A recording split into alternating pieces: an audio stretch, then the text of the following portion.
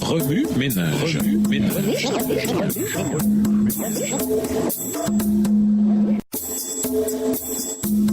Remue ménage.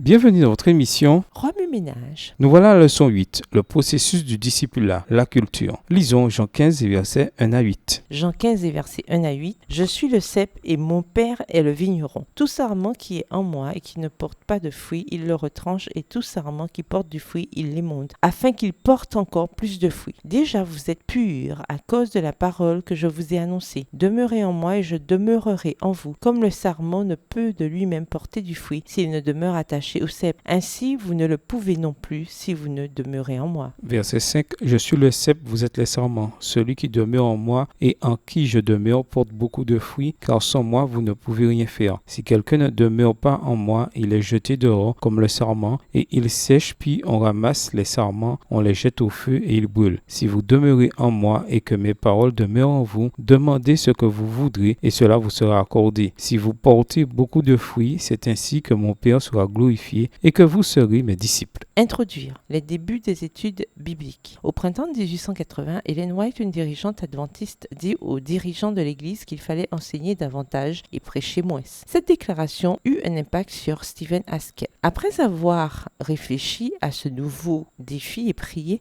ce dirigeant tint une réunion sous la tente où les participants posèrent des questions aux dirigeants, lesquels devaient tirer leurs réponses directement de la Bible. Pendant l'exercice, la pluie se mit à tomber à seaux. Personne ne pouvait quitter la tente. Pendant près de 2 heures, Haskell poursuivit cette étude biblique devant un auditoire dont l'intérêt demeura soutenu. Constatant l'efficacité de la méthode, tous furent tellement enthousiastes qu'ils voulurent répéter l'expérience. On donna à cette méthode le nom de prédication au coin du feu, que l'on changea plus tard pour étude de la Bible. On dit aujourd'hui étude biblique. Cette méthode se répandit partout en Amérique du Nord. Finalement, en 1833, Stephen Haskell et Mary, sa femme, fondèrent la première société missionnaire par les imprimés, précurseur du département des ministères personnels de la Conférence générale. Ce ministère visait à promouvoir les ministères personnels et à former les croyants à donner des études bibliques. On compila ensuite ces études bibliques dans la revue Bible Reading Gazette, qu'on intitula ensuite Bible Readings for the Home Circle.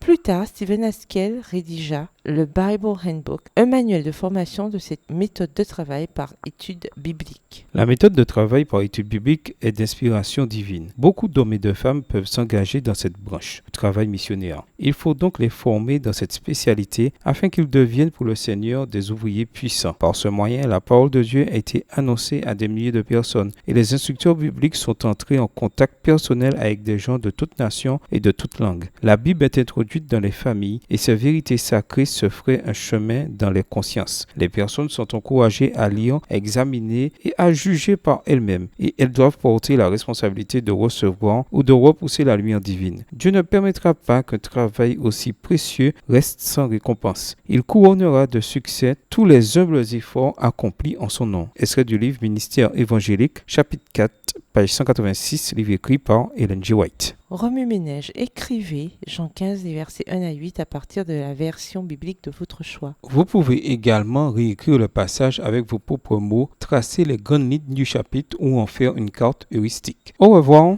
Et à demain si Dieu veut. Remue ménage. Remue ménage.